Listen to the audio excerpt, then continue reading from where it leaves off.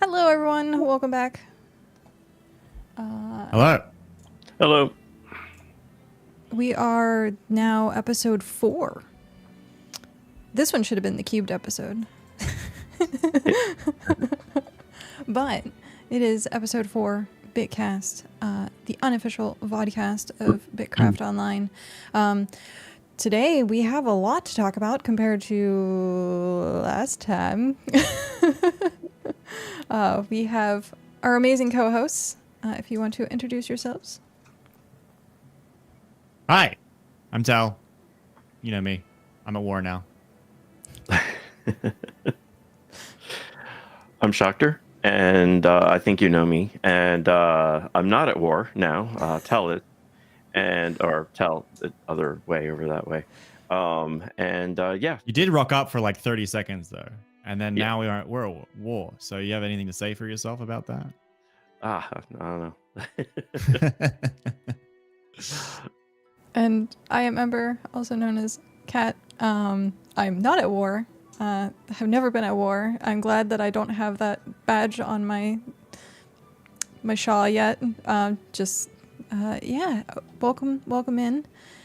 We I guess should pop in really quickly with the personal updates then and talk about the war that is happening. What is the war report going on right now?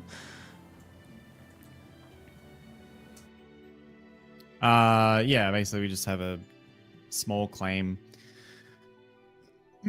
Nottingham, tier 5, run by Naughty and his 6 alts, who wants to get a crown. So he sent me a message saying, sell me a tower or we will annoy you for the next few months. And I said, we're not going to sell you a tower. So now we're at war. And now he's poking our towers. He just actually sent 3 sieges out, but it's fine.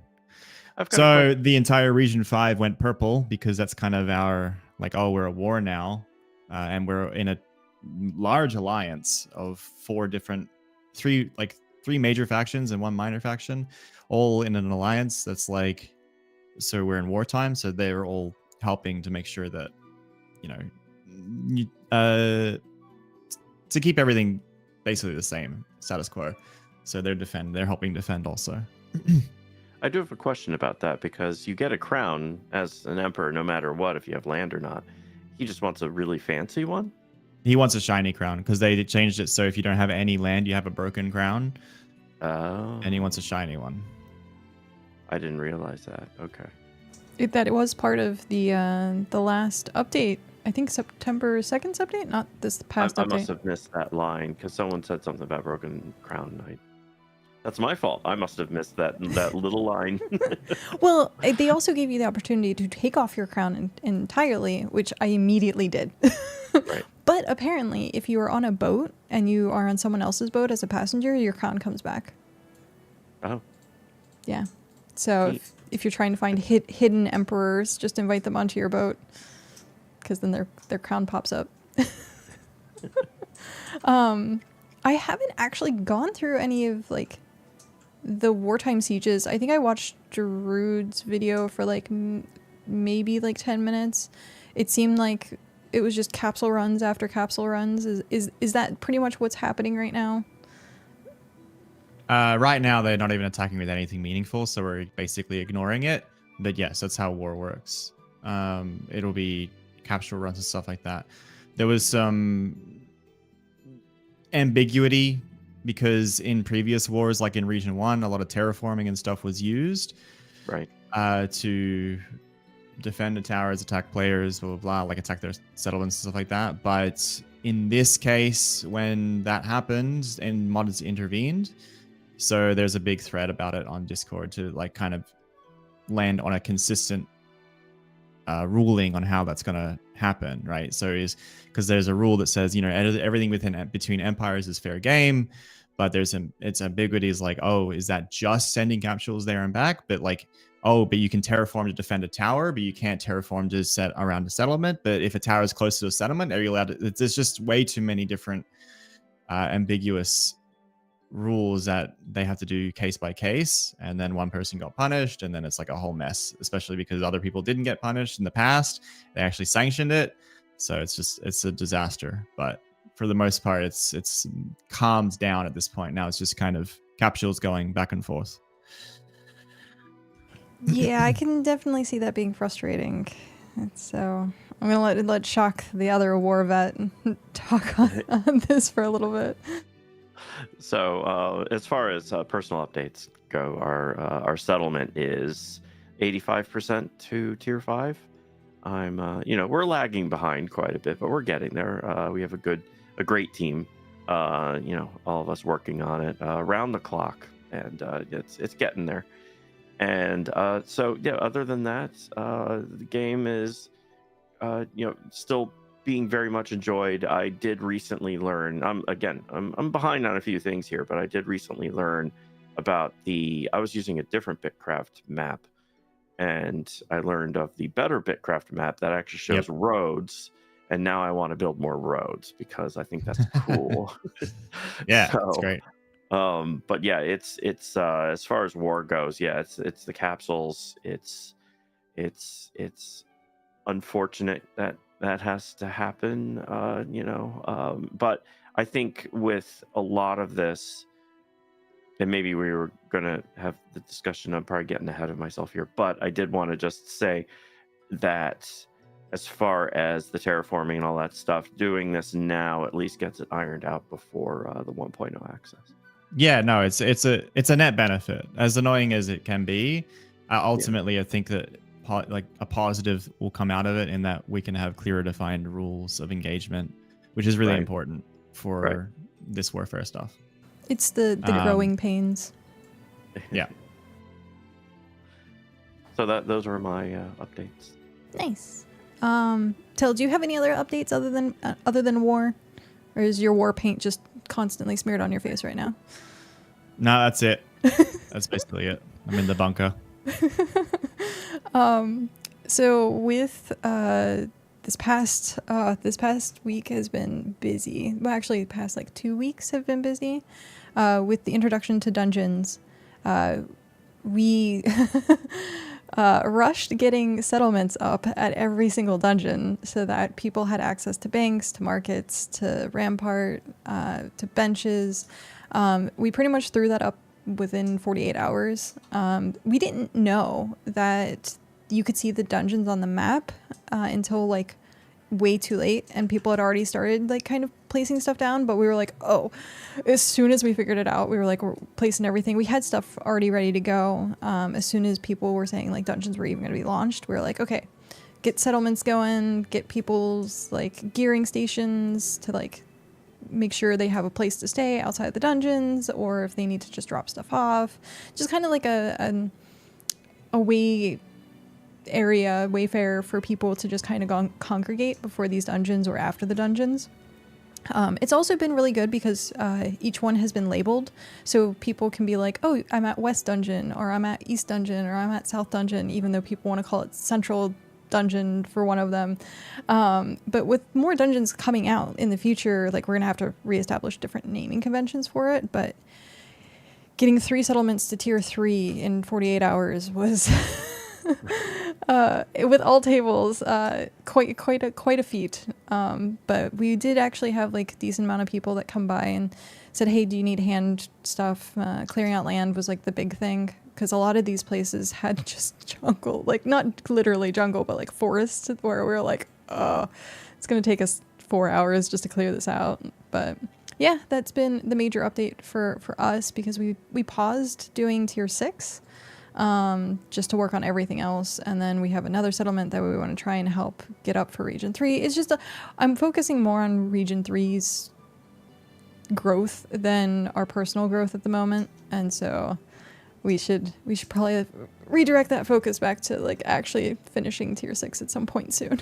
So, but yeah, speaking of getting ready and doing dungeons, the dungeon update has happened. Dungeons are now a thing, and with dungeons comes all sorts of other goodies. And then yesterday, we will talk about it in a little bit, was a new update that introduced even more goodies. So let's talk on dungeons and experience of dungeons first, and then we can get into the finer details of what the dungeons actually brought. So if you want to start and give your experiences with what you have gone through with these dungeons. I'll go first. Unless Tel, you have lots. No, you're good. Yeah, go for it. Okay. All right. So we ran a bunch of them on day 1. I am appreciative of the little time they did give us with the 10-minute refresh. And I do rather enjoy them. There are certain things where you have, those people who wait for the boss room or will go and raid all the special stuff. But other than that, I liked the group effort of going in and doing the dungeons themselves. That is something I do like about them. And with the change to the hour, I know there's a lot of people who are who have 2 different kinds of points of view on that. But the game, I think, wasn't meant to really have people just constantly running dungeons and dungeons and dungeons. So I do get that hour change. I can talk about some of the other stuff, but I don't want to get ahead. So yeah, I mean, we saw that the map like pretty quickly. I noticed that the dungeons, maybe in the first 30 minutes or so, I saw the dungeons pop up on the map. So we made a settlement like immediately called Dragon's Claw. Oh, no. And it was the one that was on the stream, on the dev stream. That place was really cool. Yeah, we got that shit. Like, we locked it. I just like all hands on deck. We got that thing flattened, and we cut all the trees down, got it all cleared out, tiered it up to tier 3, by the way, because it has tier 3 resources inside the dungeon. So it has a bunch of tier 3 stations. Right. And yeah, I mean, set up some stalls, set up a player market, but then people just like use the stalls inside of right outside the entrance anyway. But and then it was fun. It was fun to all meet up and stuff like that. Then the dungeons kind of broke under pressure, and that was crazy. But Now it's pretty chill. People go there every hour. You'll see couple of people run it every hour now, which is kind of what I expected. Is that once the hype died down and the urgency to get in first died down, it was going to settle, and it did. So now you can basically run whatever dungeon you want. Yeah, I actually I broke a dungeon by accident at one point, so that was fun. I went in halfway through at one point, and the dungeon literally broke and was giving us like -50. -50 is like the time frame, and so it wasn't refreshing. But everything else was fine. It was just that one dungeon. And then ever since then, I try to, because I'm region 3, I'm a little further out. I've gone to region 9. I hung out with a few people and we did dungeons like mainly as like a group of 3 or 4. Has been like very smooth. Trying to get the cosmetic, especially with it being an hour now, is a little rough. Because I'm not that high on DPS, so yay. But yeah, no, I think in general my experience with it day 1 was very fun. I was just back to back constantly in there. It gave me something to do that was like different than the normal grind, and now it's for the hours. I tried to go up to like region 9 or like stay in region 3, go into like I haven't tried region 6 yet, but kind of like the further outskirt like regions, so it's like a little quieter. But as far as I've seen, like region chat talking like, oh hey, is anyone coming, is anyone here, can someone help me? So it's definitely I like that quieted down. I like that a lot. Like I like which is what I've always said. I said I know people want them instanced and stuff like that, but I think that the people demanding that the dungeons be instanced haven't played a video game that has non-instance dungeons before, so they don't understand how it's possible, or like they just don't see it, right? And what you can see is people go and say, hey, in region chat, like, hey, I want to do a dungeon. Does anyone want to come? It's like, I'm going to go do a dungeon. Anyone's welcome kind of thing. And then people just rock up and stuff. It doesn't matter. You don't need 5, 6. You don't need exactly 8. You can just go in and then play. And that's one of the strong benefits of it. The only downside I'd have to say is the dungeon rats. Yeah, but that's not an instancing issue though. No. That's a gameplay issue that can be fixed. Like a lot of people are correlating the instancing issue with actually just it needs to be fixed anyway. Oh. I would want to fix the trolling and not the like etiquette's the important part. Right. But if you fix the ratting, which is like for anyone, like if you obviously you can just skip to the boss if people are in combat, you can kind of scooch past. Guess what? People could do that if it was instance anyway.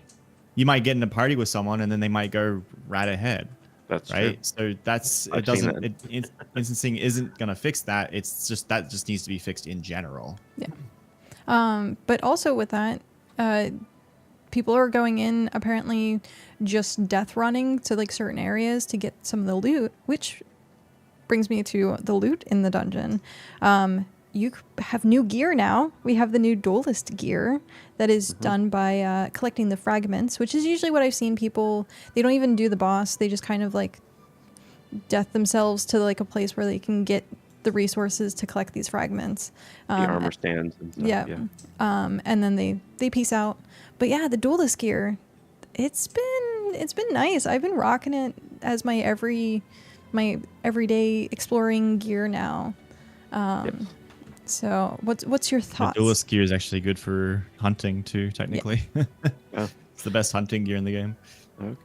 Yeah, I was gifted by somebody the tier 5 duelist, and with my crossbow now I can be, and the way the dynamic works with the boss, I can just be a turret that sits in the middle and just shoots it as it goes around the circle, and I do some pretty good DPS with that plus my crossbow. So yeah, it's good gear paired with different weapons.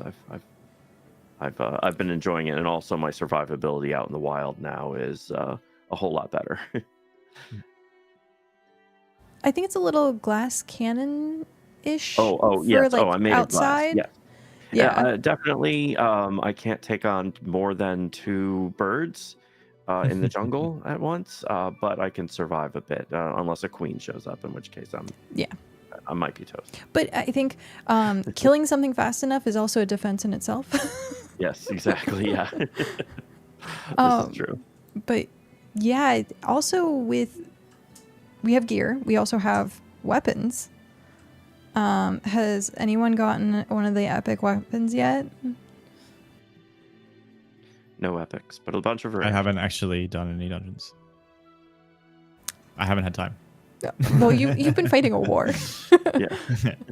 No, even before that, I just never had time. We set up Claw, and then it was buggy, and then after I had to do the video and stuff because we didn't really have a lot of time to do a dungeon video, so I crunched that out, went to bed, woke up, and then basically been too busy to run them, and now they're locked to an hour and stuff, and I had to get a group together. And so I could probably definitely do it. I just been focusing on the settlement stuff. That's definitely fair. Definitely fair. Well, with looking at the changes with the gear and the weapons and stuff, have you noticed people talking about it outside of the dungeons then as well? Like different abilities on the weapons, the new trinkets? Well, I mean, I can tell you the information. Amulets. Just because I haven't done it. Yeah. The Claymore is best in slot. Like, straight up. It's as good as the tier 7 epic, tier 8 epic, because it has increased damage. And I don't know if the CDR is... So it has an increased damage, but it has a longer cooldown. But I don't know if it's either not working or just straight up irrelevant because it does so much more damage. The Claymore is just the best melee weapon in the game. So it's even better than the crossbow at this point? The crossbows are the only other weapons worth making. and of course tanking, like spears for like a tank, but other than that, yeah, the Claymore is insane. I feel a little bad that they hadn't introduced the tanking part of the dungeon contribution yet, because there's a bunch of people that are like, I tanked and I got nothing. And I was like, yeah. Even if they add the tanking part, it's irrelevant. I've got a big thread about it, but my feedback is that weighted should be removed and just removed entirely. Yeah. Because even if you do set up, tanking is good for getting threshold, then people will figure out whether it's better than doing DPS or worse than doing DPS. And then if it is better, then more people will just take a bunch of spears and then taunt off each other, and then it'll be a mess, and it'll actually make it worse and harder to clear. And everyone loses in that scenario. Like, people will just play selfishly. If there's a threshold, like if there's a weighted system, you will have people play selfishly, full stop. Oh yeah. Right. So it just should be, that's my opinion, is it should be removed. Right. And also right now, the way it is, like I've got, as I've mentioned a couple times, where I have people who are tanking for me, and they're taking as I said, around the circle, and I'm sitting in the middle. And, one way to see it is how much hex coins you get at the end. And I'm getting, close to 3,000, and they're getting like 200. And that's quite... And you're wearing duelist gear too? And I'm wearing duelist gear. So yeah. So yeah. And the more coins you get, the less they get. Right. It's a zero-sum game. It sucks for a cooperative-based game for that, because it's just... And then you can use that money to go buy better gear and get stronger, and then come back, and then you get even more loot. So... Right. Yeah. So there definitely needs to be some sort of balancing in regards to that, because I feel bad for the tanks. Like, and I've offered each time. I'm like, do you all want tip your tanks? Some of this, oh my God, tip your tanks. take some of this gold, and they all tell me no. In fact, it was one of the tanks who actually made me my duelist gear. So, he's just causing his own problem. Yeah, exactly. But yeah, they're running around with the spear and shield and taking all the threat.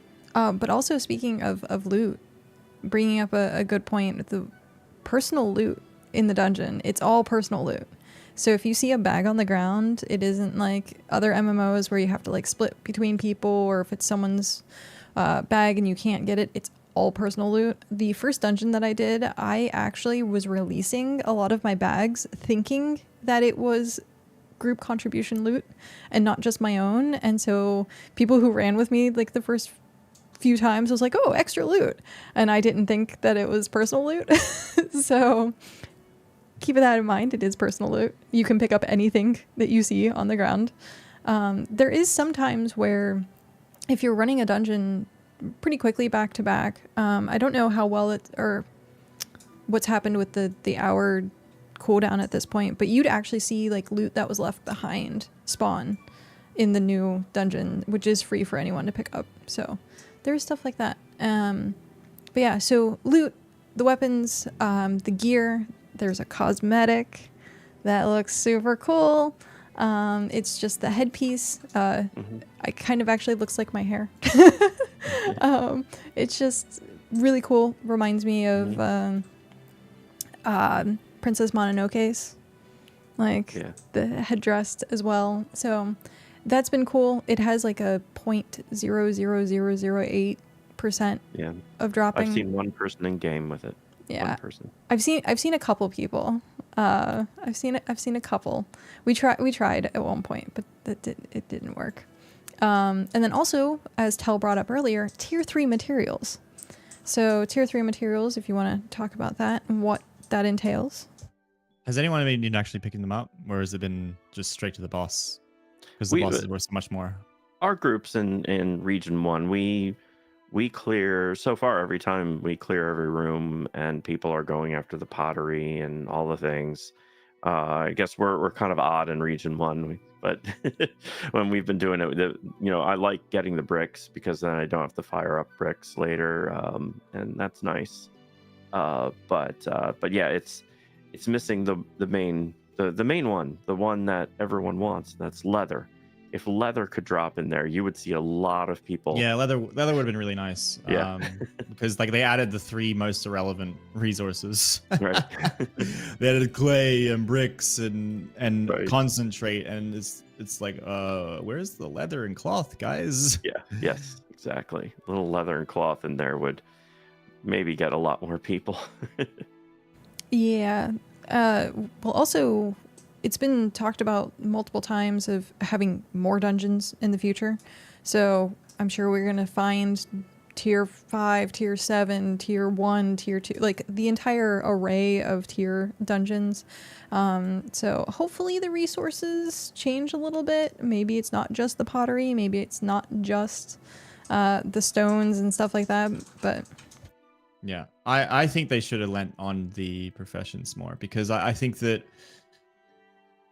there's only so much they can do in terms of the combat and how interesting they can make the combat in a game like BitCraft. So but their strength is their professions and the links between the professions and how skills can also interact with professions, right? So sailing lets you transport things and stuff like that.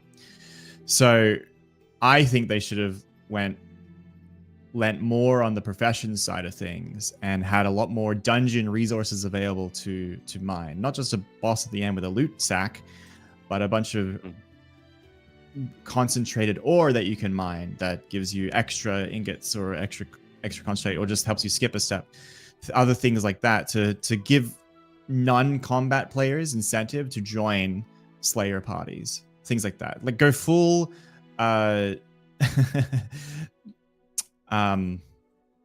zero leveling up on it, right? The anime or the solo comic. leveling.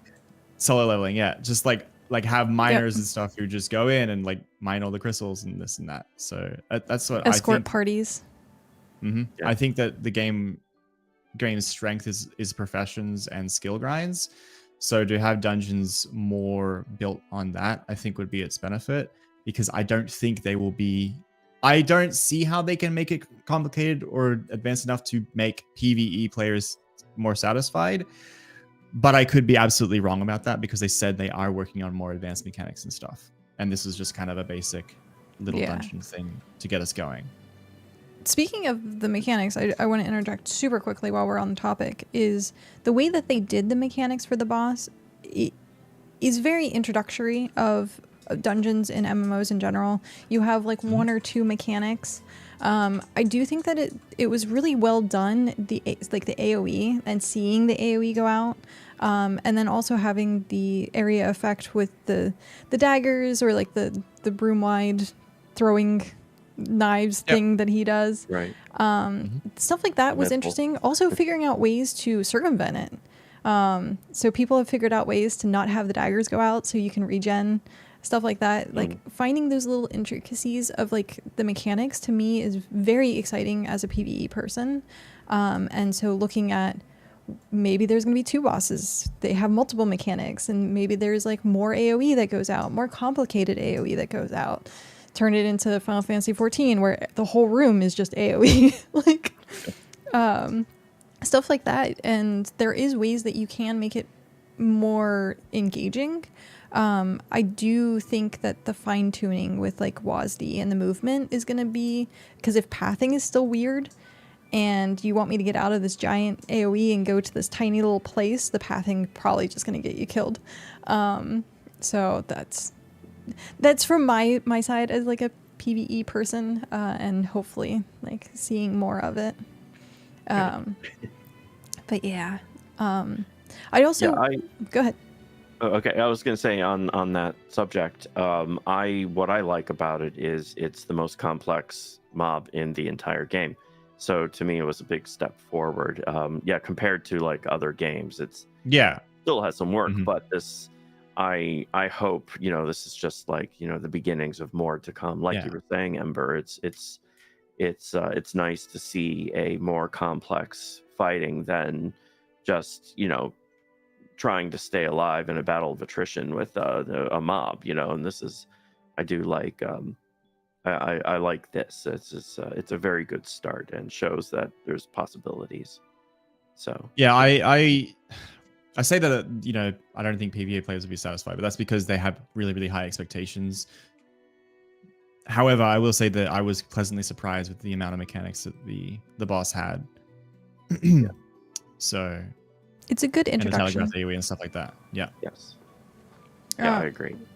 Also, speaking of introduction stuff, because a lot of people don't necessarily know about it, and I don't think it's going to be really out there, make sure you do the dungeon at least once to finish it, because completing the dungeon gives you 10 stamina.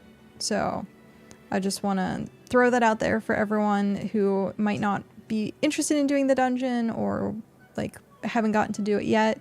10 stamina permanently. It's not huge, but it's still something that's like, it's nice. Yay. And I didn't even know that we got that until you told me. So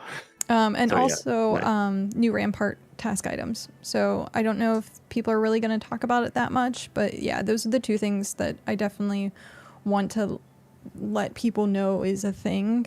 Right. And so if you see, hey, there's this tiny little orb, where do I get it? It's a new Rampart quest. It's from the dungeon. Right. But yeah. And on that also, all of the rare items got graphic updates this week for the Rampart. Basically the Rampart stuff, the mobs dropping. Instead of, everything being a Jackal Fang, they now have their own graphic. So it's nice. I was very confused. I was like, why do I have this item? Something new dropped. It was last night, and I got a deadly stinger, and I knew there were deadly stingers in the game, but this red thing, I was like, oh, that's really cool. This must be a new drop. So, but that's just me. Yeah. There has been, and this actually going to pull me over to a nice new segue. Thank you very much. Where we can talk about things that have been updated outside of the dungeons.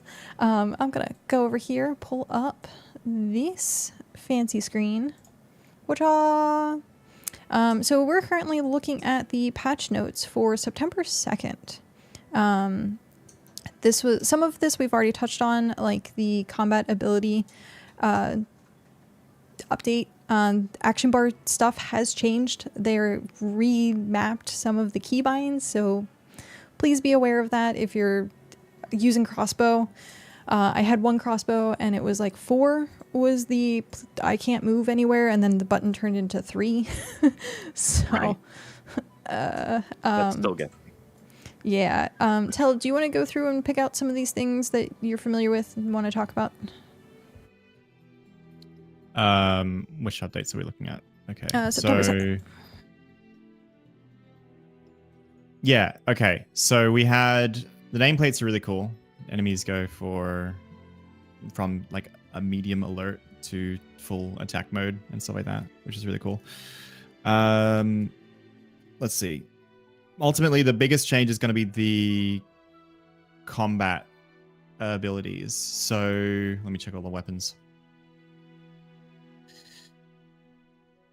Well, also okay, so combat abilities, the 10 HP. That's huge.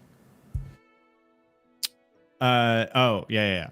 So going for the top, they changed a lot of the way that strength works. So strength gets tied to armor now, and well, originally it was too much to armor, but then they pull it back most of it to weapons. And again, but basically, it's tied to armor in a way that if you're doing dedicated Slayer content, you want to be wearing Slayer stuff. But if you're out in the world, you can just take your leather armor and a weapon, and you should be fine. But for going into a dungeon, you can't really wear leather. You need to wear Slayer armor. That's kind of how they redesigned the strength calculations. Then weapons themselves, Claymore got an extra attack called Cleave, which lets you hit 3 enemies. Dagger's got an AoE, and just Dagger's got weird entirely, which I was hopeful for, but they're still kind of bad, unfortunately. But they are better. Spear obviously got the new tanking abilities, which is really good because it only had 3 before, and now they've got 5. You can also self-target as well. So if you have a thing that gives a buff, such as the mace, you can self-target, and even if you're not in combat or like not targeting an enemy, you can self-buff and then engage into the enemy with the buff up, which is pretty cool too. And then other than that, we also got sound effects for enemies, sound effects for players. It's so much better, because for people's first impressions of the game is they get in and they get into a fight with a jackal and they just hear nothing. Right. And it was kind of like, what the hell is this? So, and obviously early access, blah, blah, blah. But now that we have those, and they sound pretty good. So I'm happy with that too. Yeah. It kind of scared me at first, not knowing what the noise was, and then being like, okay, I need to turn my audio back down. Yeah, I think some of the mob sounds need to be turned down a little bit, like the birds, for example, in the jungle and the stone gardens.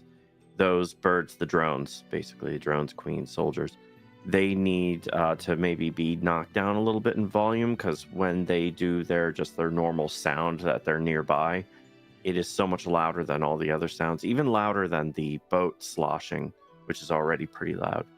And oh my god, that's been fixed at least. Yeah, that's definitely a little lower. And so the other one that's always, though I haven't been to an autumn forest since recent changes to hear if the scrofas still make that really loud the hog sounds. That's just it's just super loud, but the birds make a definitely kind of an interesting sound. Took me a little while to identify what was even going on in my game to determine what that was.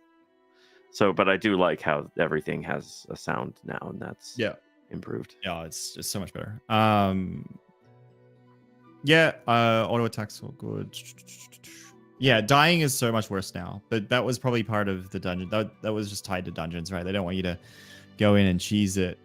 And they wanted the world to be a bit more dangerous in terms of they want you to go and wear Slayer's gear into the world if you're going to go do a bunch of Slayer. But they also, with the addition of dungeons and being able to farm them for rares and stuff like that for Rampart, what they've also done is made the overworld kind of more within our control.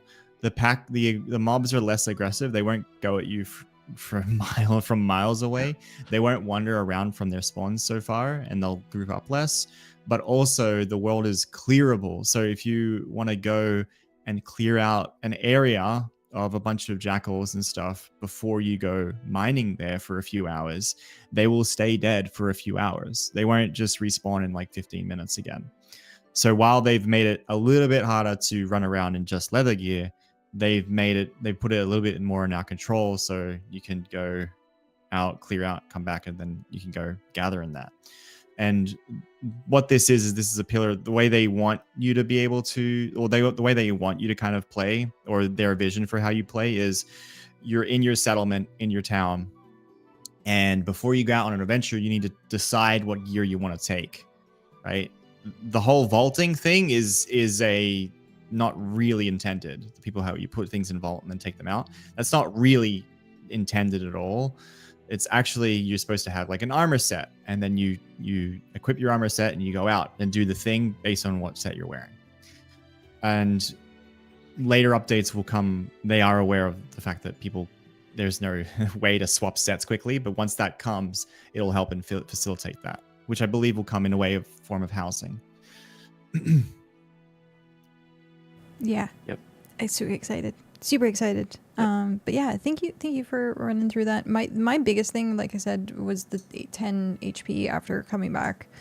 I don't think I read it closely enough, because when I died, I was like, did I glitch out? And then I actually went through and read the patch notes again, and I was like, right.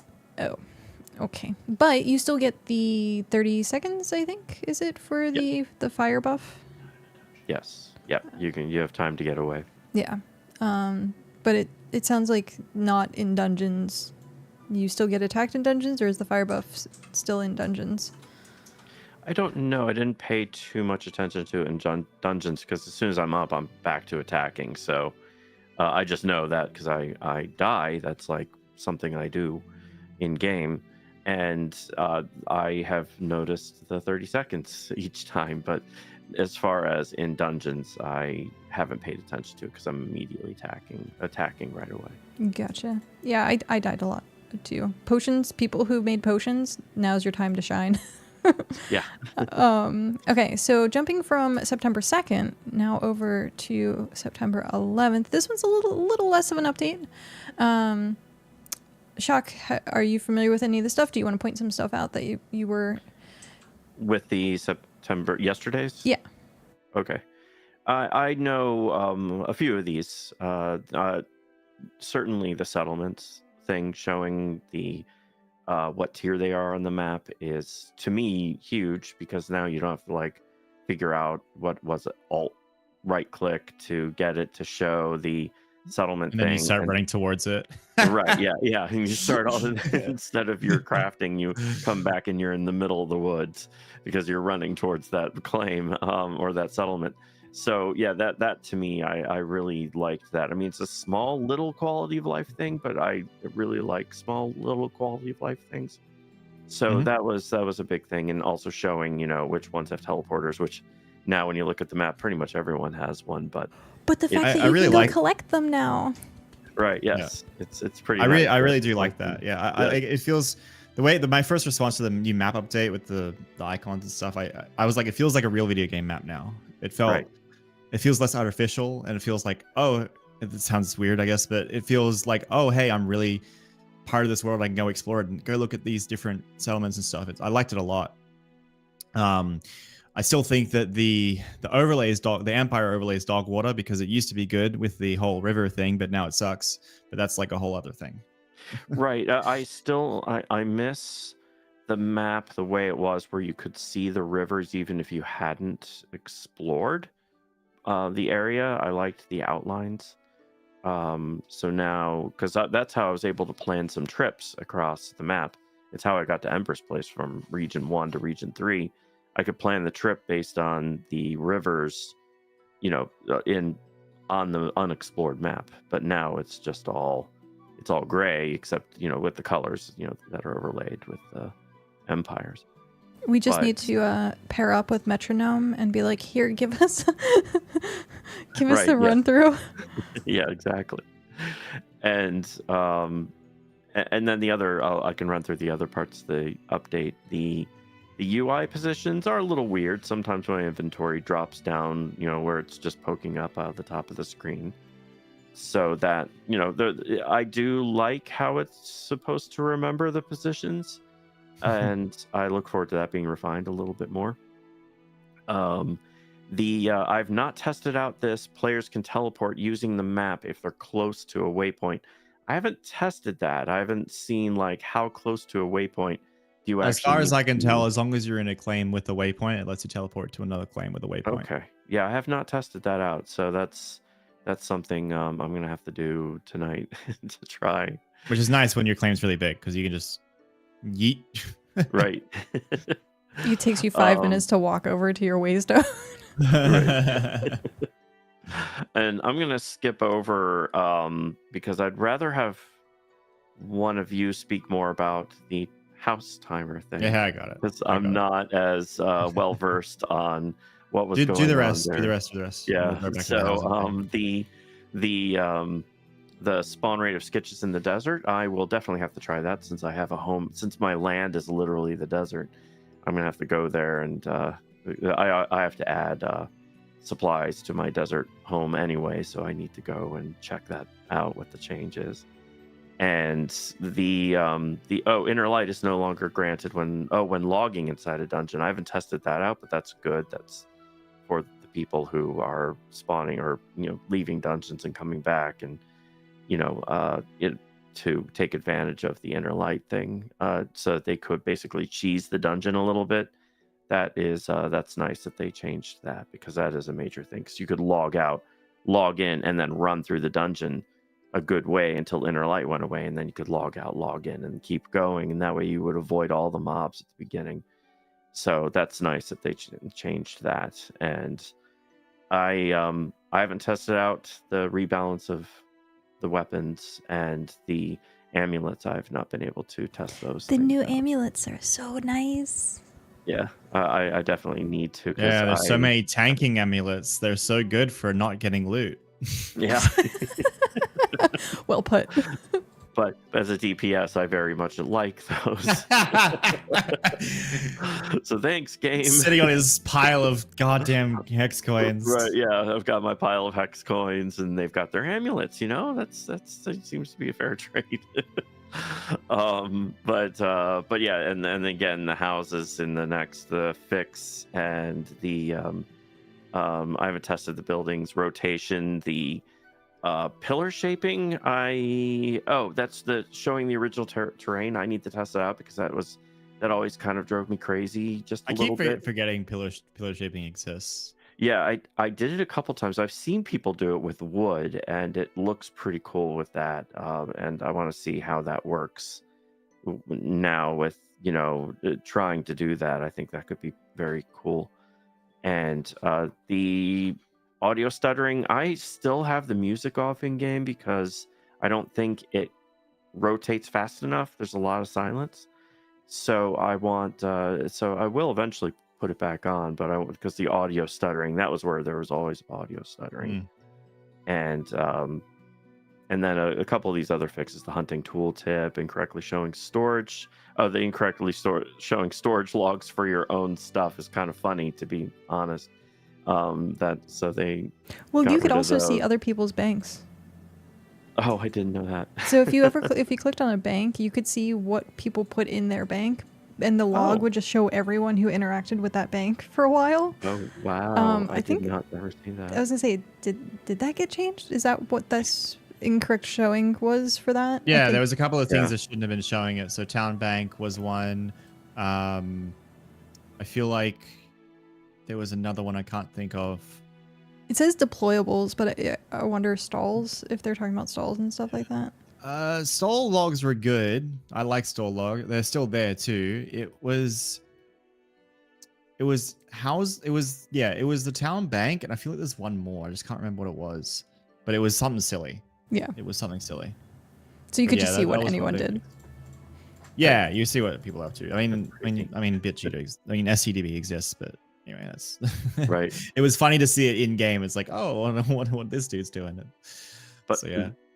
And the next two things are huge to me, because I've tried to remove paving, and it also goes with a few other things, with repairing those light posts and stuff that are outside of your settlement. You couldn't do it more than once without having to hit the B menu or logging out and logging in. So fixing that paving thing and also the deconstruct stuff is fantastic. Excuse me. The construction and deconstruct a building where you just start running off to a faraway land when you just want to deconstruct or construct a building. That is a nice change and fix in the game. And I never tried to put a mount in the dungeon. I'm surprised that actually worked. I'm curious to see what the change of that is, because the last time I did a dungeon, if you had your mount out and you walked into the dungeon with your mount out, it would stay, and you would just hop off your mount and then hop back on, hop off your mount and hop back on. And you would do that throughout the dungeon. But if you tried to dismiss it, it wouldn't allow you to bring the mount back out. So I don't know whether they changed it so that you can't even enter with your being on the mount anymore. I'm interested to see how that got fixed. Or if it's still the same. Yeah, the main issue was people were using sniper on the crossbow, which was supposed to give you a detrimental movement speed debuff, and then you just get on your mount and then you move anyway. Yeah, but someone said that you can't get in with a mount and you can't deploy with a mount in the dungeon, so that's just been fixed. That's good. The board. No more kiting. Right. Yeah. I mean, you just can't do it with the molasses feet is what I call it. So yeah, but I'm going to defer to you all on the housing thing with the moving and stuff like that. Yeah. Okay. So take over. The game obviously has this thing. It's like, different regions have local resources. So transport, logistics, and building roads and all these things are very, very important and integral to the experience. And then housing got added. And then you could just teleport ridiculous amounts of resources. 5,000, 10,000, 20,000 cargo in 4 days.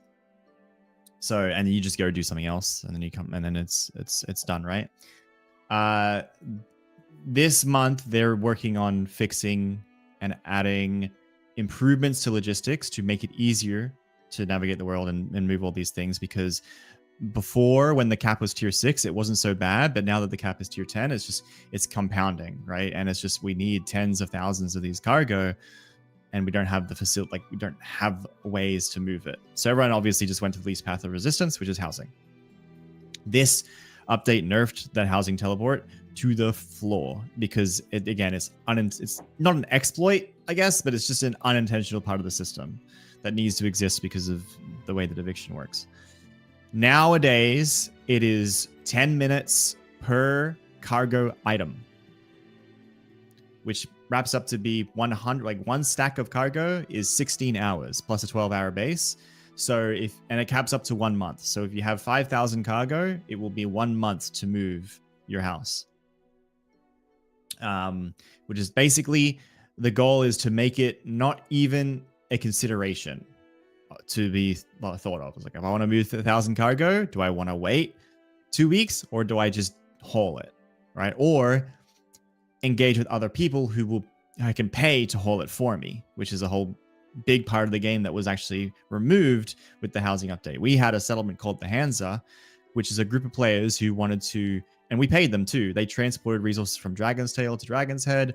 Other people paid them, and they had stalls at to and fro, and then you would just set up things, and you would commission them to go across based on a hex tile distance, and you pay them to retransport your resources for you. They got disbanded basically once housing got added.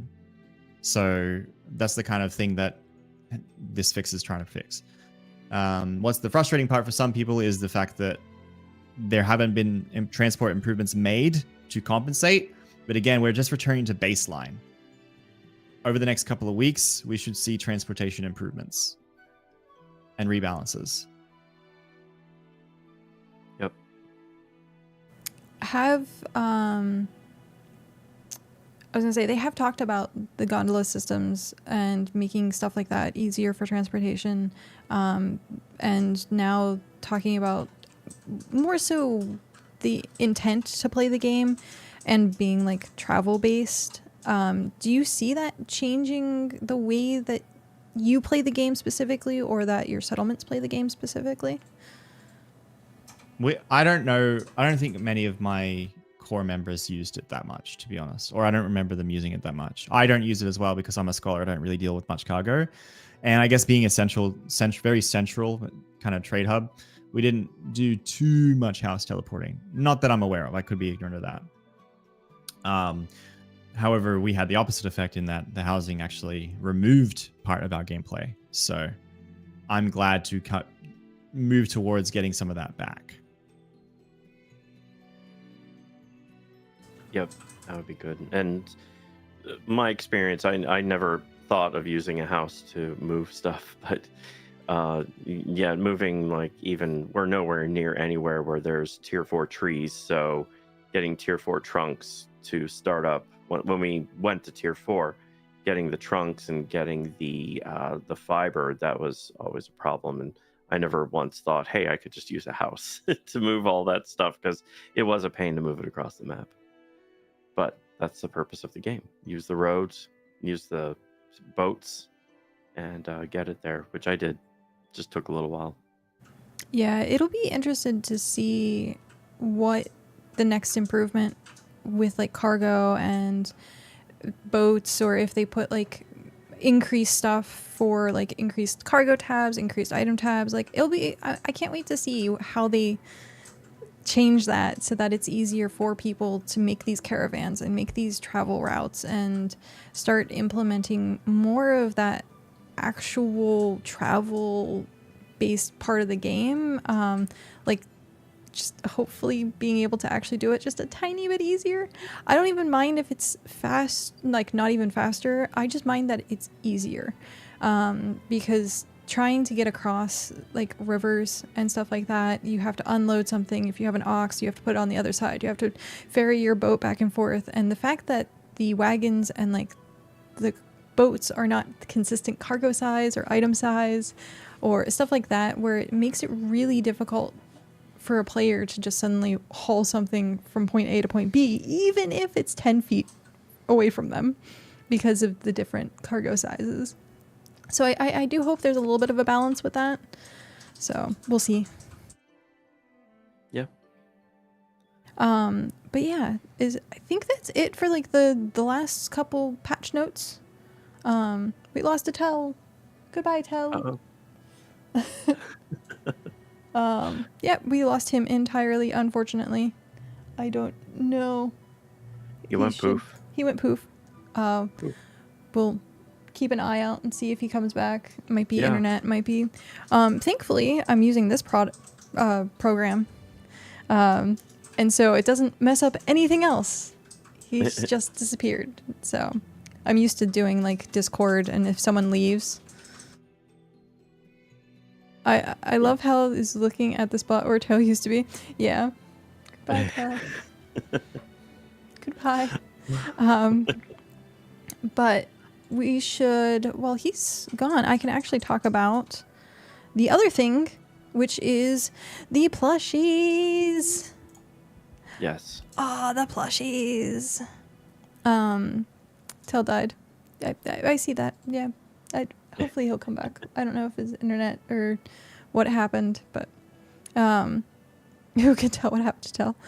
So plushies. We are currently in like the final, I guess in the finals of picking a color.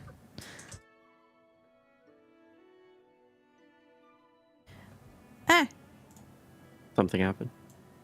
I'm trying to click on that. That was weird. I was trying to get the copy. There we go.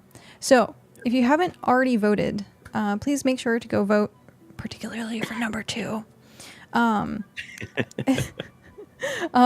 So I agree. These are the 2 that are left right now. We have the purple and we have the red. And so what are we at right now? People were actually trying literally tied. It is. Oh, it's, yeah. Or no, it just switched. Red just retook the lead. Retook the lead, yeah. It was 350 to 349, but I think 3 people just voted or something. Thank you. I know there's a lot of like debate with like what people really wanted. So they're trying to make it as 50-50 as possible by the end of it so that it forces people to make both of them. But I don't think they're going to be able to make both of them for what it sounds like. So yeah, everyone's going to try and make it equal now. Yeah. 3 from the stream. Come on, we can get 50-50 and get both. Yeah. So I already voted. I don't know if you can vote on both. It was said that you could, but I don't know if See, and I'm fine with both, but I like the red because it's more contrasty, and and someone I saw someone say this somewhere that it pops, and that's what I agree. It also reminds me a little of Satisfactory. You've got the doggos, and there's that orange and white, and it's just kind of this.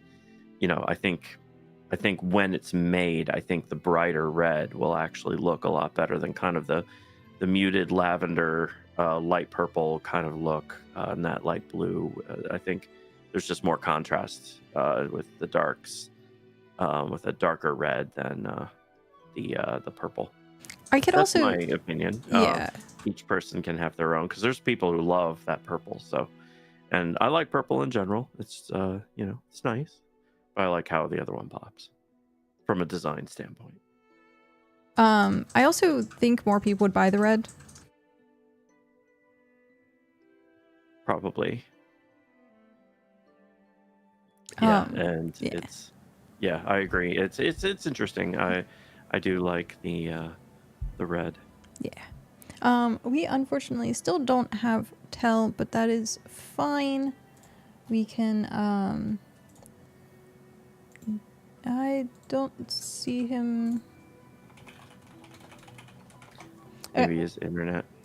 I was gonna say I'm not sure. We're gonna give him a little bit to get that situated. We'll go back to here, but yeah. So make sure to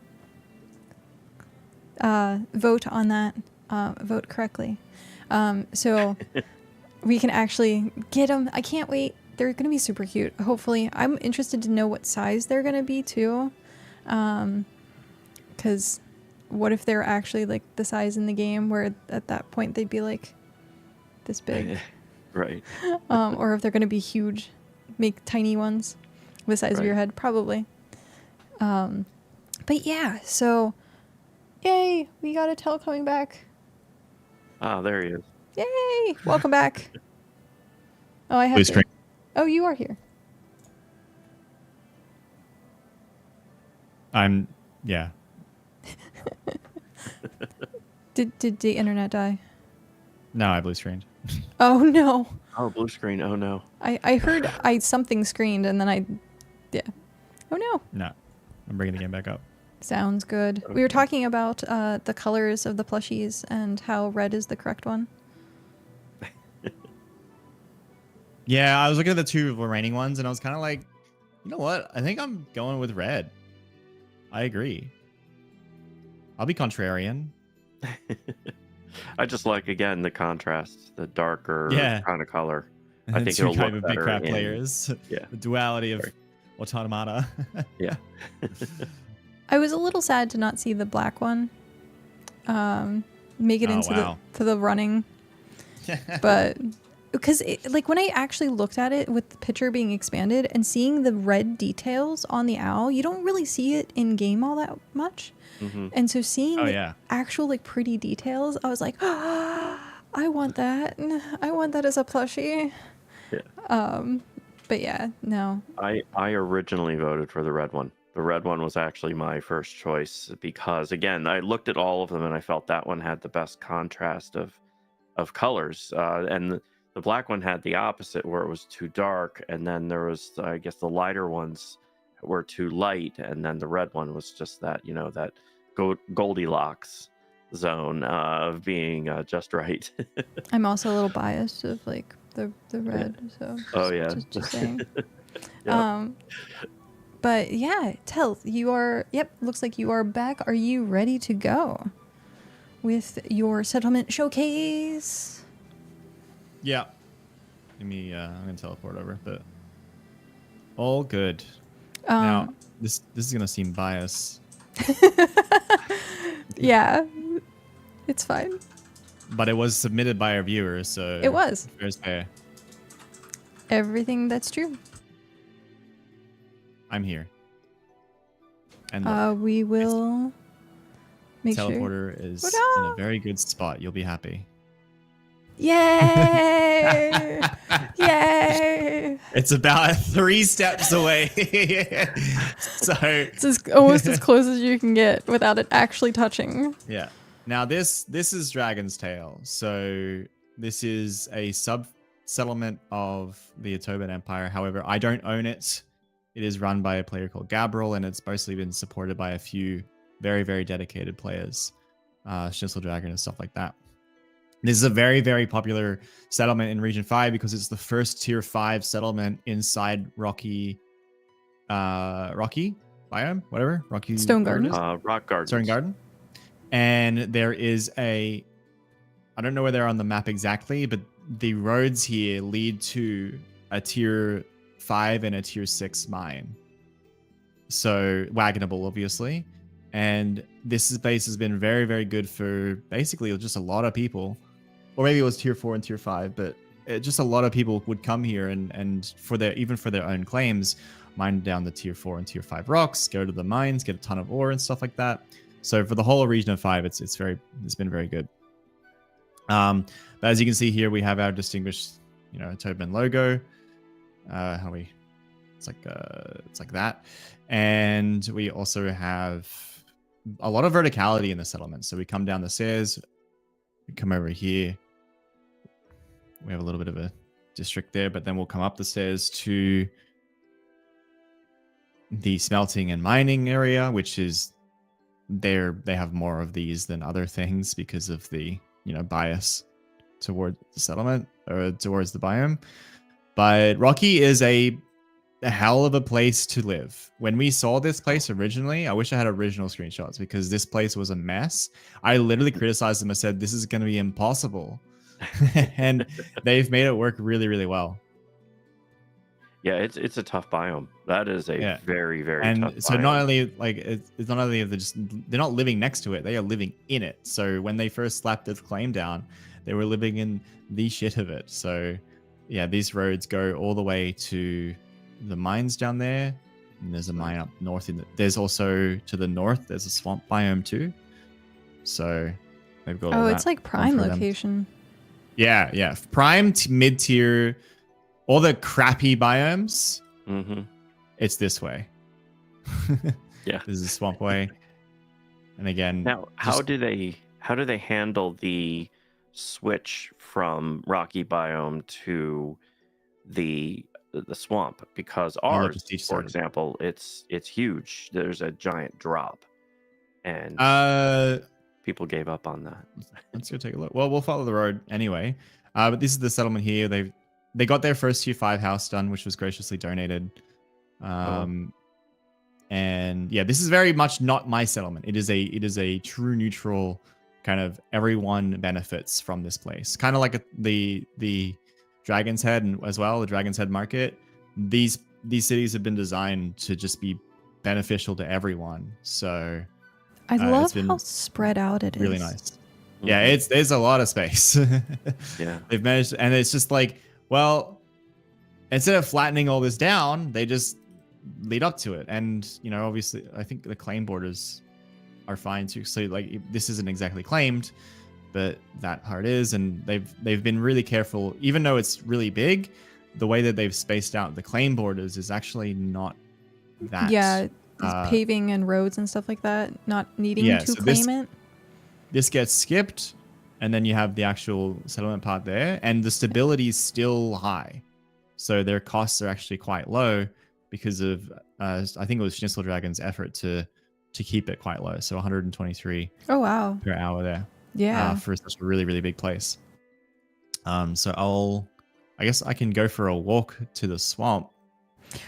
Shock while you get ready. About doing that as well, and kind of only select certain parts. The only problem with it was I was getting jackals in the parts that I had deselected, and people were getting eaten at benches. And I was think like, they get a ton of sketches, so yeah, that makes sense. but yeah, so doing something like putting torches down like every 10 feet, if you do that. Yeah. Yeah. But yeah, it was just funny. I was like, why am I getting a red border in my town right now while I'm, oh, there's a jackal and it spawned literally right in the middle because, Right. yeah. It is a very smart way to do it. I've only seen it a couple of times in other places. There you go, Shock. Okay. Here's how we do Nate, it. actually, We have someone who named Snitchel Dragon, who is an insane person. that is insane. We I think there's a thread inside the guild. Again, I don't leave my desk, but I think there's a thread inside the guild that, you know, Rocky Path has been something that we've been focused on for a while. Not only An actual for road to the swamp. yeah, so a road to the swamp, and also what Schnitzel's working on is roads to these various rocky towers and stuff, which will both benefit from, you know, charging the towers, but also because the biome, as the biome becomes more tame, it'll be easier to navigate. But yeah, we have roads all over the place. That is so impressive because Where's all the trees? we our This is like the people most gave up. naked swamp I've ever seen, actually. Look how naked this swamp is. Yeah, where are the trees? They have been chopped. Wow. They are all gone. Wow. Yeah, that's in ours. I mean, we have that same drop, and no one. You have to do the thing where you drop all your stuff, and then go back up to the top and put your cart up there, and then have it move up there. So you are renaming it. Yeah, we're starting to name our towers because now that we're at war, it's so much easier to find them, because when you get attacked like this, it's like where's yeah. Yeah, right. So Dragon's Horn, we know where that is. We know Naughty's Golden Crown. That's a tower that he's attacking. This is the one right outside Naughty's settlement. I've named it Naughty's Golden Crown, so he gets he knows which one to attack. And then these ones I'm not even sure where they are, so we have to go and check. So that's going to be like Glintmore West. I have a tower and I just named it Bob. Okay, as long as you know. Yeah, I just named it Bob, and I was like, I don't know what to name it. Okay, Bob. We don't chop all these ourselves. This has just been, you know, people come from all over the place and level the place and come back to Dragon's Tail and process it. So it's a very public city. It's kind of like Dragon's Head. They make a lot of money just from people coming here and working. Very cool. And this might run all the way up to the northwest, to be honest. Yeah, I'm gonna say I'm very surprised just how bare that does look, but that makes sense. It's kind of weird. It is really weird sticky. to see. Yeah. And here we go. Starting to spawn more that way. The closer the way that spawns work, the closer you are to population, they will naturally get pushed away. Oh, interesting. So, okay. Yeah. Yeah, because now it's a little bit more. They spawn randomly. Like resources, when you harvest them, they spawn randomly, right? But if they randomly spawn close, there's more odds they get harvested. If they randomly spawn further away, then there's more chance that they stay. So over time, you'll find that you can notice that, especially with fishing, areas close to busy settlements are overfished. So yeah, finding ocean fish right now, tier 4, tier 5 is a nightmare because I think everyone is kind of in that same cluster. And they're, yeah. Okay, Shock, you ready? Yep. So, waiting to see. Okay, so this looks just like a bunch of paths here. But if you go into screenshot mode and you zoom out, this was created by Yodanator. And it is there we go. It is a dragon head blowing fire. And oh wow. Very, very, very cool. And let me move myself to the middle. There we go. What the hell? So yeah, it's Yoda did this, and it looks freaking fantastic. It took him a while. He, I think, mentioned putting it into a program, and it said colors 4 hexagons and just had to get all the materials and put it in there, and then drew it on the flattest part of land that you could find. Where is this? This is it's near you ish. That's why I was in your your settlement yesterday. It's directly to the west from you. Not directly. It's not west. Yeah. Yeah, here we go. Well, I see. It's over in the here you plains. are. Okay. And here it is. Yeah. So it's right here. I feel like so many things happen around me that I don't even know about. It's crazy. So yeah, took a boat directly from Lubeck to your settlement to get back, because now I have a teleport to Dragon's Head. I didn't have one Finally. before, but God damn. but yeah, This is not in the game. You don't rock up. It's crazy. yeah. Now, but yeah, you can see, it's just when you're just walking around, it's just normal paths and stuff. But yeah, this took a while, I'm sure, with all the resources and all the stuff. And the only way to really see it is to go in the screenshot mode and do get the full view of the dragon and the. This reminds me of Minecraft pixel art. Yes. Yeah, exactly. It is. Yeah, it's like so. Yeah, and this you have to build in the plains because there's no trees and it's flat. And yeah. Well, Yoda unless did you a wanted good to job do the finding work that. to do that, flatten it yourself. Yeah. Oh yeah. Oh my God, I can't imagine one this size too. Because here I am. There's little me right there in the middle, and yeah, that's pretty wide from side to side. I wonder just how long that took. Yeah, it must have taken forever. So this is excellent pixel art and drawing. So Where are you on the map again? it is it's almost directly west of you. Like you are right here. There's Dragon's Head. Just draw a line to Lubeck, and it's a little bit southwest of Lubeck. So that's my teleport point. So yeah, I did a little tour of Region 5 yesterday, which you have a much more lively chat than us in Region 1. So at least at the time you did. I was gonna say it's wartime right now too. Yeah, right. Yeah, Region 5 is usually it's weird when it's quiet. It's like where hello? Yeah. It's actually usually weird when it's quiet. Yep. Oh, Yodenair did this. How did Yodenair do this and not tell me about it? He's literally in my empire. What the hell? There's a viewing point. Look, you missed the viewing point. Oh, there's a viewing. Oh, it's right here. A decent viewing point. A decent viewing point? Hold on. Yeah, there's a sign that says it. Oh, did I? I'm standing right next to it.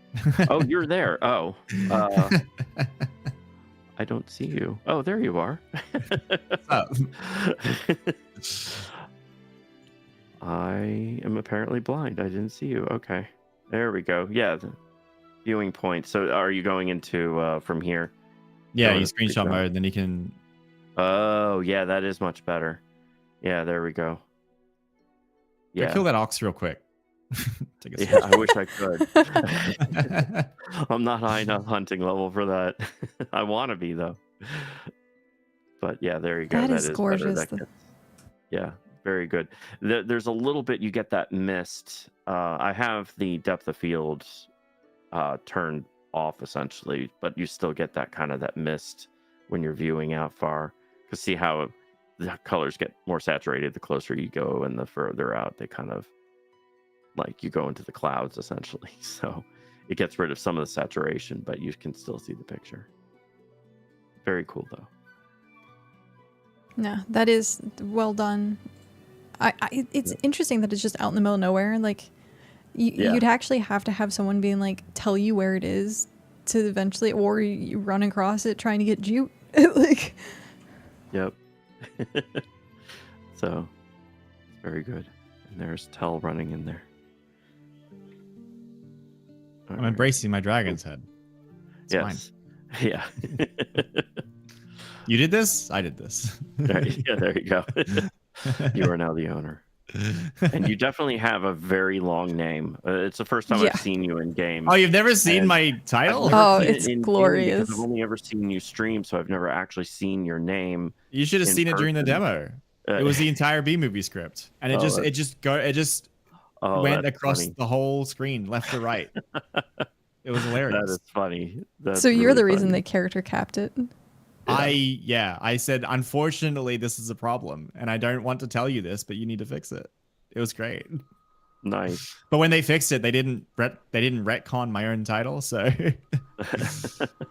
Well, see, they let me do this. I know we're going off a little all bit good. here, but I changed my. I don't know if this is too long, but the people instead of noble, I changed it to the most awesome person of Squirrel Kingdom. But I haven't seen anyone since I changed this. Will this actually fit, or will this cut off? No, it'll fit. Okay. It'll fit. Yeah, All right. if you can type it, it'll fit. Okay. I should make it longer then. Yeah. Okay. All right. So yeah, this was the first time I've actually seen you in person and seen that long name. It's really funny. So that's this. That's it's not a whole settlement, but it is fantastic pixel art. That is awesome, though. So, That is done awesome. by Yodinator. Yeah. Next time you see him, ask him how long it took him. Yeah, he didn't mention how long it took. I mean, he said it took forever to get the supplies too, because I mean, there's blue, there's gray, there's orange. As and if he there's didn't wood. ask, bro. Like I There's can't green. believe it. He's like, hey, Yeah. you're just like, hey, I'm gonna make a huge ass hex art of Right. a dragon. Can Yeah. can I have some supplies? I'd be like, yeah, man. Yeah.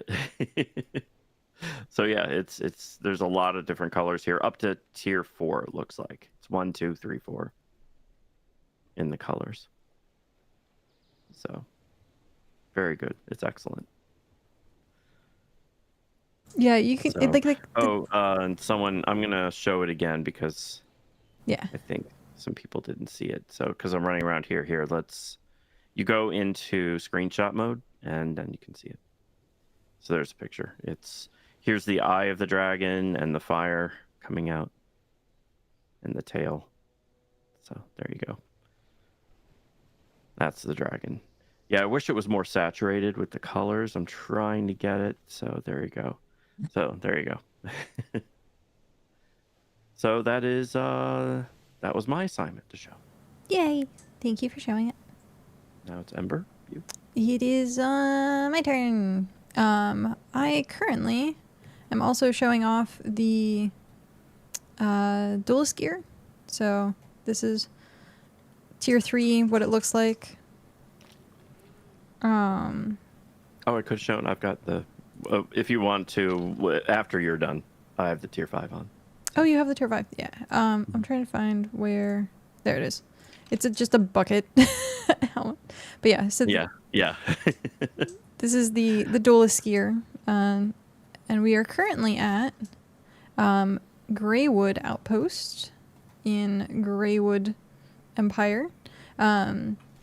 This was not submitted by anyone from here. It was submitted by someone who said that they have an amazing time being here. So yeah, this is where I came in at, because I ended up taking the very long journey from all the way down here, Renfen, instead of taking Dragon's Head, which I should have taken Dragon's Head because I already had that unlocked. I wasn't paying any attention, went here, and then all the way up. So this was actually quite a journey, surprisingly enough. But yeah, now that we're here, Autumn Forest area, it's super, super cute. I immediately came in and said yes, because the Waystone and the market are right next to each other. Not nearly as good as Dragon's Tail, but pretty close. But yeah, they did a really good job leaving some like the natural stuff that they couldn't chop down. Like this is tier 6, stuff like that. And actually, like like sectioning it off to make it decoration, which I thought was very, very, very, very interesting. And then adding like the more farm or like more decorations to it. But I thought that was like really well done, having like unclaimed area where you can actually have mining nodes spawn. I don't know if they harvest these or not, or whether it's just where they kind of naturally spawn. But yeah, having some mining nodes like right next door. I think this is both using Elise as... One sec.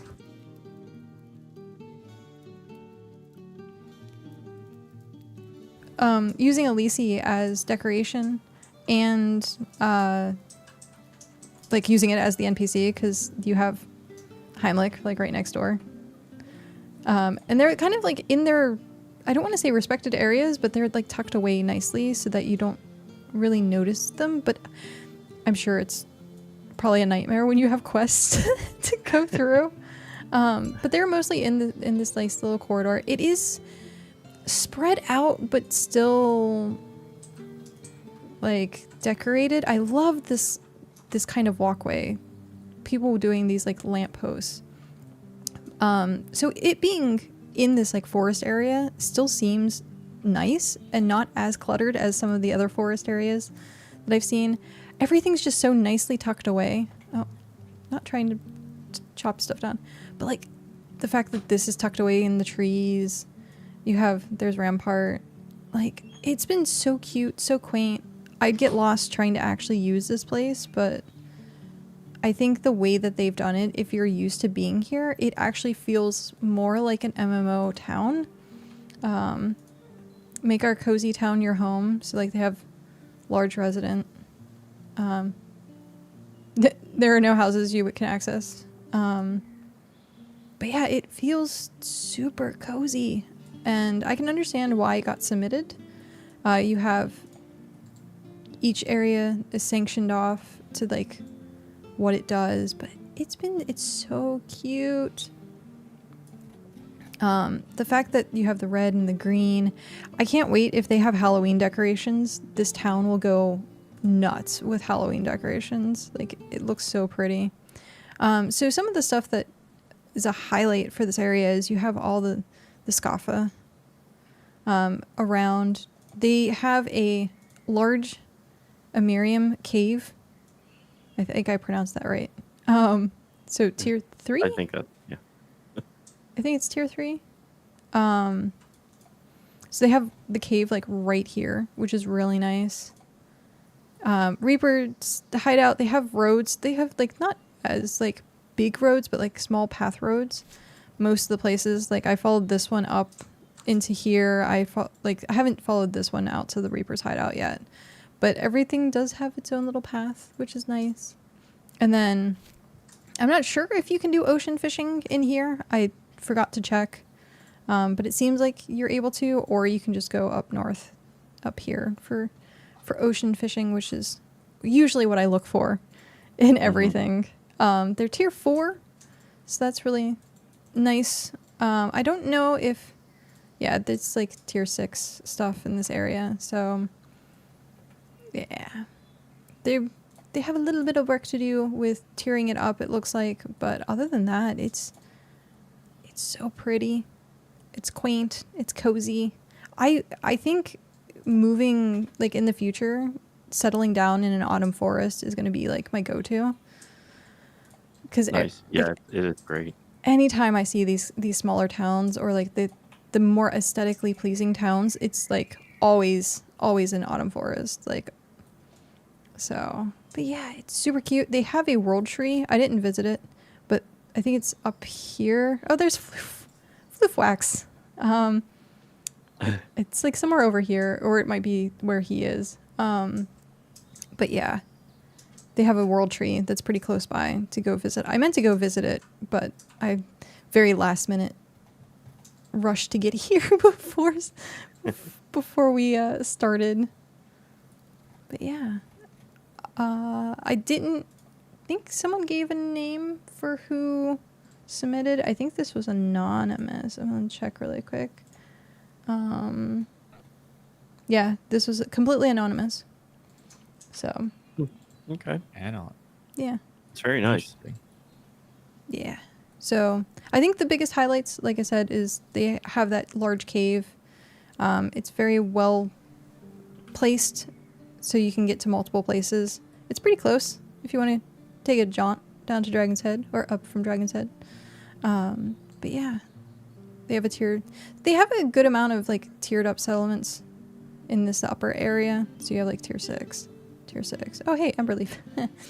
Tier 7. So it's a nice little cross point. I noticed when I was coming here the first time, people were actually just kind of like cruising by, and I was like, oh, hey, I guess people come here decently often as like a stopping point. point. is pretty busy. Yeah. I was surprised to see as many people. But yeah, I didn't do very much exploring, but from what I did explore, I was like, I want to be here. I want an autumn forest. I want It's to. a shame you cannot just pick up and move. I know, but soon, hopefully, they'll do outposts so like it's easier for people to actually make settlements, other places, mining camps, forestry camps, stuff like that. I think will be really nice. Yeah. So you don't necessarily have to move your entire base, but if you wanted to temporarily in a outposty kind of way make a new base. But yeah, so it's a relatively small kingdom, 6 people, 14 territory. So Okay. yeah, and I just love, what did they have a name? First and last watchtower. So It's one way to tell the world. yep. I'm sure there are people out there being like, I don't want you to expand any further. So first and last. But yeah, no, I think it's really cute. I when I first came in, I was like, oh, it's another garden city, because what was it, last week? We ended up doing all the garden showcases. Every place was just a garden. So yeah. Oh. They're the pretty gardens. Yep. But yeah, no. I wish I had a little bit more information to actually like talk about, but I didn't. Like I said, completely anonymous. I couldn't reach out to anyone to be like, hey, what is this settlement? Can you tell me more? So, but yeah, I love just like being super close up, and actually, can I not run? There we go. But being super close up and actually walking through here, I think is really cool. Get as close to first person as you can without actually going into first person. Right. Yeah. But no, that is my showcase. So Very cool. I am totally gonna do an autumn forest next time. Without a doubt. I'm just gonna be doing an autumn forest. Yeah, it's a nice biome. I have to say, Yeah. I go there a lot. It's a really nice biome. It's just got a good level of resources too. Yeah. Yeah. Yep. Yeah. Usually close to calm forest, which gets you your early tiers, your mid tier. It's going to be the most popular one each time, especially now that people have more experience with the game too. I feel like it's going to be pretty competitive. Yeah. Next wipe.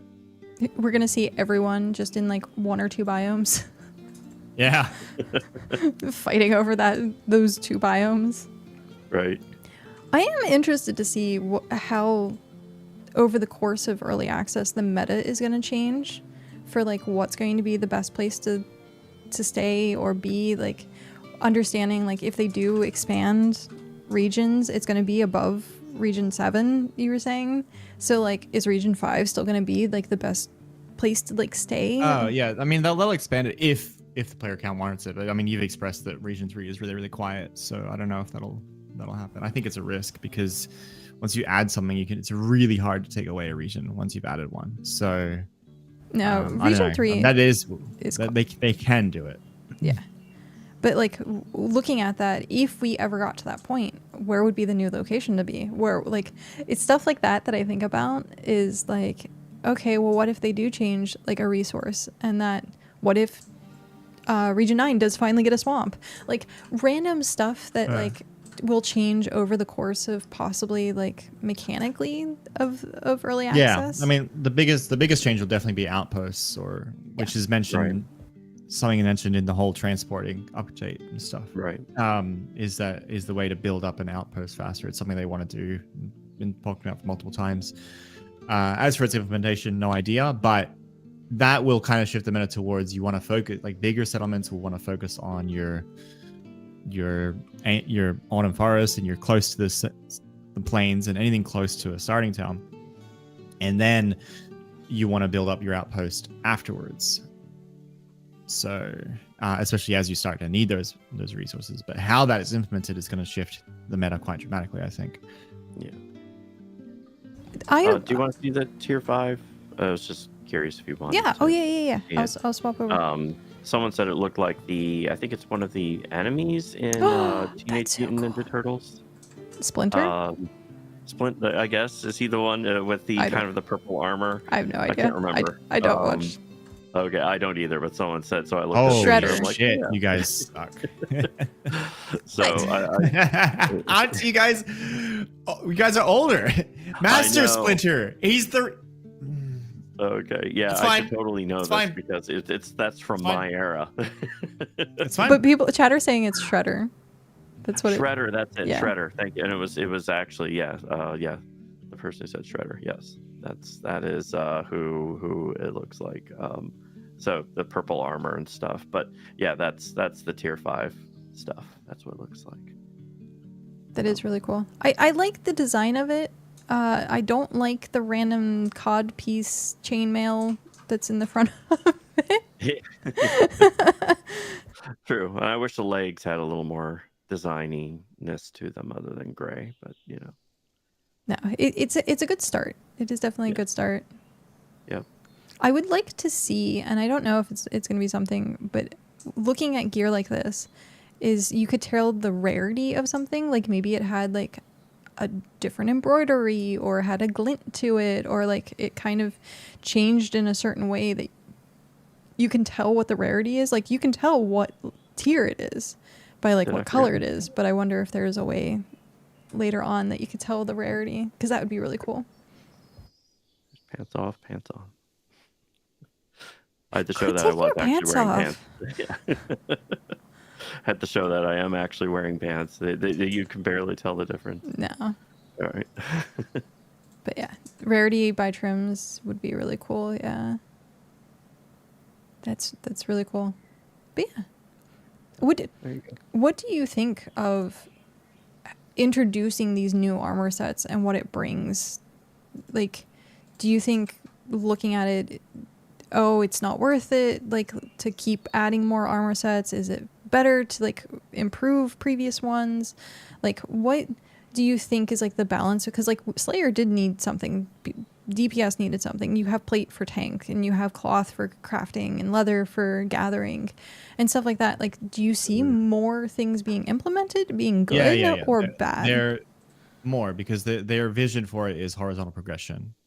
Their vision for this game is Guild Wars 2. In terms of like Slayer and stuff like that, they want this to be Guild Wars 2. Yeah. They don't want to increase the cap. Same thing with tiers, same thing with everything, right? It's just add more content or add more stuff to do, add more armor sets to do different things and have different specializations. And then as you save up these armor sets, you can become more efficient in the little things and jobs that you do, because you're improving your character and improving your, what items you have and stuff like that, without straight up adding more vertical progression. So in this type of horizontal progression, more is definitely better. Yeah. Yep. Now, where do you think you would want to see like every single profession gets their own set of gear? Like, I'm curious the speculations of like what we would look at as like brainstorming. Well, you could have like a set that maybe, or an amulet, for example, that makes it so you can hit rares more often, but maybe you're slower. Right? And Everyone it's just everyone would want that. I know, but just the things like that would be just things like that is how you kind of add more options and more agency to the player, instead of just like go out and get some flowers. It's like, what I'm going to think about what I can take to make my experience out there better. So leather's obviously got movement speed and gathering, but if you're doing hunting, the new set actually, it doesn't have movement speed on it, but it has CDR, and CDR makes your hunting bow faster. So if I'm gonna go specifically go hunting, I'm gonna take this set and put my other sets away. So it does. That's kind of how it works. Right. Okay. Yeah, I would. Yeah, it would be great to have like even profession level stuff, profession level gear, for example. Which I think those extra slots in our profession screen is something that is related to that. We get the profession level cosmetics, but it would be great to have the bonuses. So that would be something. I didn't realize. Sorry, the Wikipedia has the level 80 cosmetic art where like sometimes it's got all of them. Yeah, I couldn't see it in game, and I was like, and then I saw someone actually like showing them off on stream, and I was like, where did you find that? And they were like, oh, the Wikipedia, and I was like, there's a Wikipedia. The wiki is pretty out of date. So, but it does have the outfits. So yeah. But yeah, no, I think that is all of the notes that I personally have, unless anyone has something that they want to bring up. I think I covered everything that I was going to talk about with dungeons and stuff like that. Just, Yeah, I think that was everything. I look forward to seeing what's next for whether it be the outpost settlements, the horizontal progression. I look forward to seeing more of what I can do outside of just doing what I'm already doing, like if that makes any sense. Like they were talking about in one of the streams, like focusing on the minute-to-minute gameplay, and I'm really hoping to look into seeing like what that entails. And I look forward to like cargo updates. I look forward to more, like I said, more of the changes to help quality of life, but hopefully not to make it so much faster, but just slightly easier. Right. Yes. So. Yeah, and I look forward. They did say, and I could be quoting this right from the. I'm gonna make sure I get this right. That it's from the. Let's see, Game News, where. Let me see where he mentioned. I think it was dropped the. State of the future plans, where they mentioned the amount of time, when that they're working on gondolas, and it said the other changes coming likely within the next 2 months, and the gondolas being on that list. Oh yeah, I was trying to find that earlier as well, and I couldn't. Yeah, some of the games. It is the game news. Yeah. Yeah. The state of the game, basically, and yeah, that was good to see, and as far as just the gondolas are coming within the next 2 months, and the specialized towns outposts that you mentioned. Yep. Their focus is improving the core loop, the professions loop and the gathering loop and those kinds of things, rather than going and adding more systems, because they're seeing that through, and people are seeing it as well. It's kind of obvious, but they're adding a lot of technical debt with all of the new systems coming in. So you're housing, and then now you have a bunch of housing bugs, and then dungeons and dungeon bugs, and all these little things are adding a lot of tech debt. So their focus is narrowing down on the day-to-day gameplay a little bit more, rather than going with these crazy other things and then adding a little bit more tech debt and problems like that. Yeah. And by narrowing that scope a little bit, they should be able to catch up on it, and then hopefully, improve. And then once they get back on track, and then go from there, I believe is my understanding of the situation. Right. Yep. Well, also the fact I just read this because I think I glimpsed at this, but I hadn't like fully read it. But the reintroduce ways of leveling sailing by actually being out on the ocean sailing.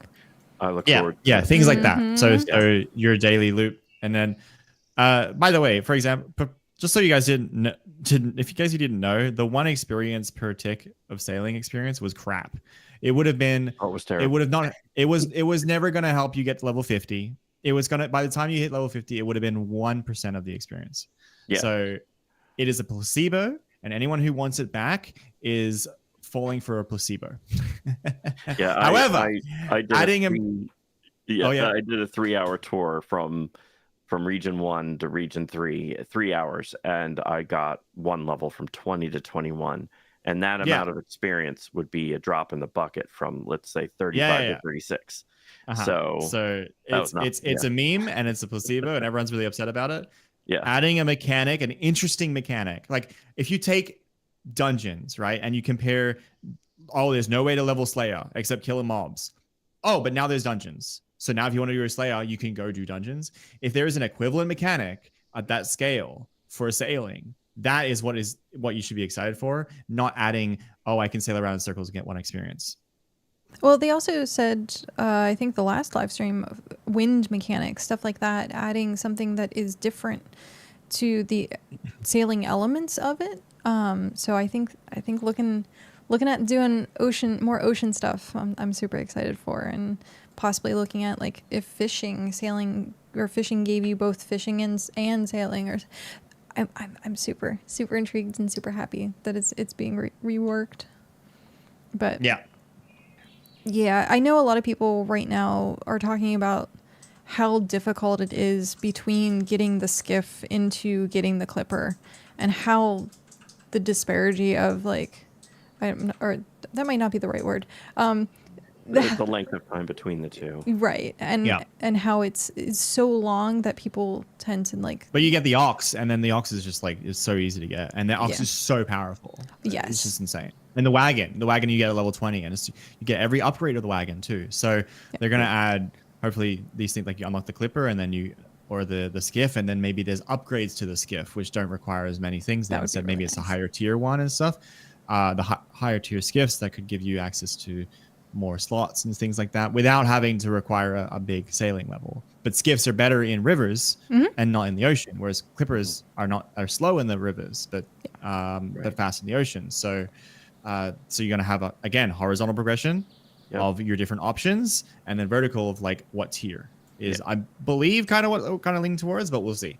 Yep, and don't forget about the speed of the bird. That is so fast. I've seen that. Yeah, I should start doing my missions again. I've been slacking, but I really want the chocobo. Yeah. Choconaut.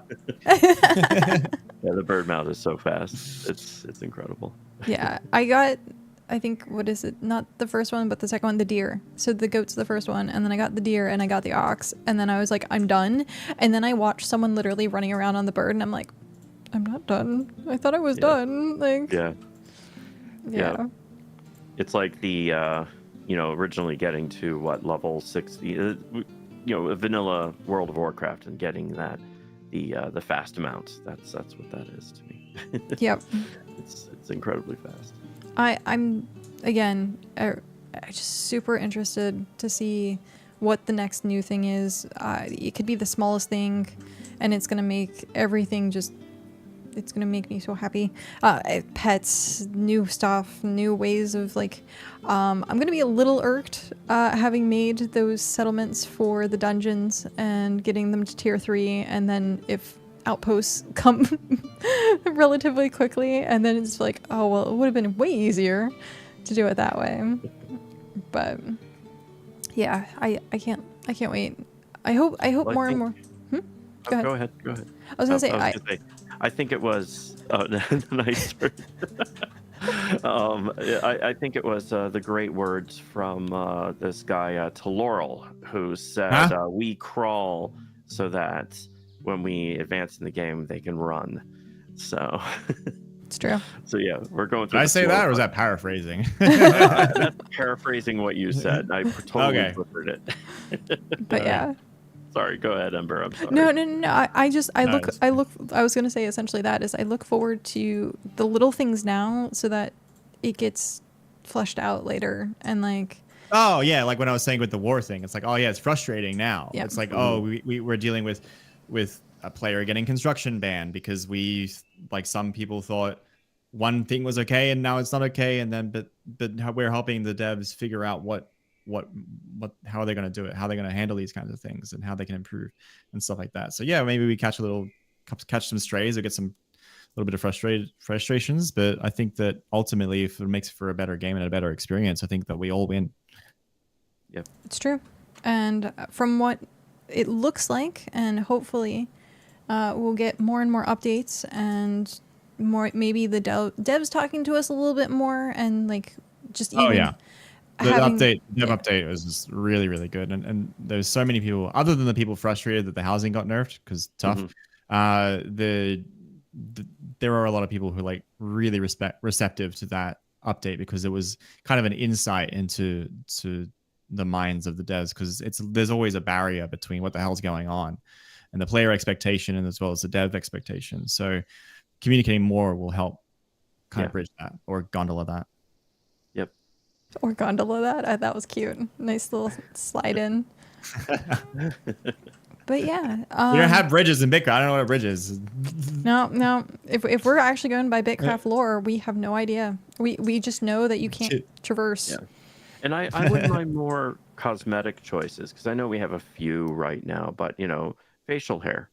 I don't know where I heard that from, but facial hair and other things need to be, I think, to help, because I know a lot of people are big into cosmetic.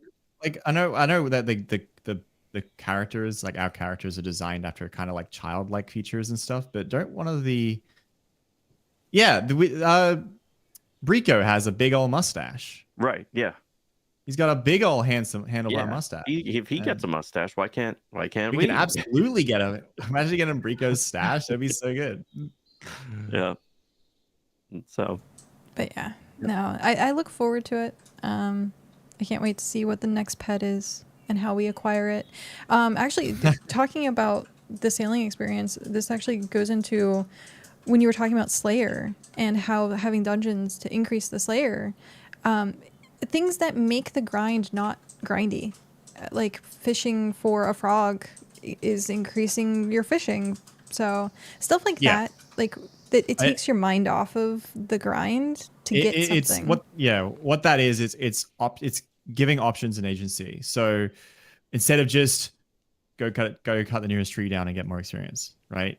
Or that's why fishing is actually really popular, because you can go lake fishing or you can go ocean fishing, and you can have options. Now with Slayer, you can go kill random mobs, or you can go into dungeons, and it's giving those options, which is something that a lot of these horizontal games, so Guild Wars 2, Guild Wars 2 has fractals and these other types of dungeons, or the open world events, all the different ways you can progress your character, and they all progress your character. Ultimate RuneScape has the same thing.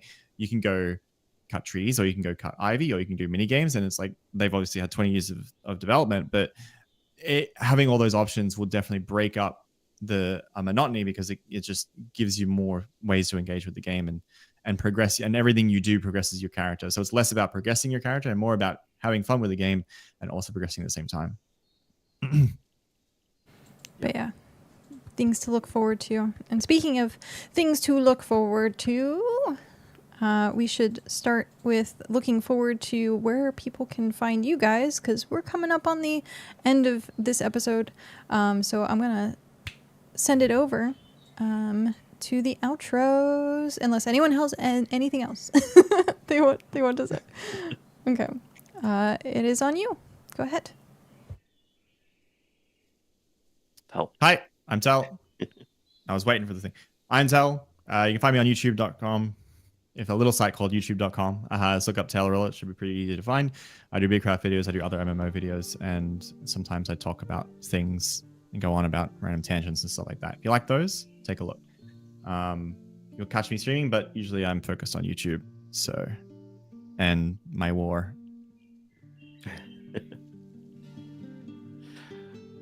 I'm Shocktor, and you'll find me most weeknights, and Sundays. So 5 days a week I stream, and it's usually around 11 to 11:30 Eastern. It kind of varies. And you may one day find me more on YouTube with things. I still have to do some work on that. So I have a few things in the queue. I just need time. But other than that, that's us, and we're the Squirrel Kingdom in Region 1. And hi, I am Ember, or also known as Kat or emberKat. I'm here. You can find me here or also on YouTube. Both happen at the same time. I'm from Region 3. Everything from today that you saw was from Region 5. So yeah, I'm Region 3. But yeah, so mostly it is weekdays and during the day. That is going to be changing a little bit, possibly, but I will make sure that to let people know. And yeah, most of the time weekdays. So yep, I'm gonna send it back over here. So thank you very much for hanging out with us. This is definitely, we had a little bit more to say this time with the dungeons, and yeah, I'm excited to see what the next one is, what the next BitCast is. We have the date for that coming up, so make sure you stick around for the outro, and you can see when the next date of BitCast is. So thank you very much. Have a good night, and we will see you next time. Bye. Bye. See you later. See ya.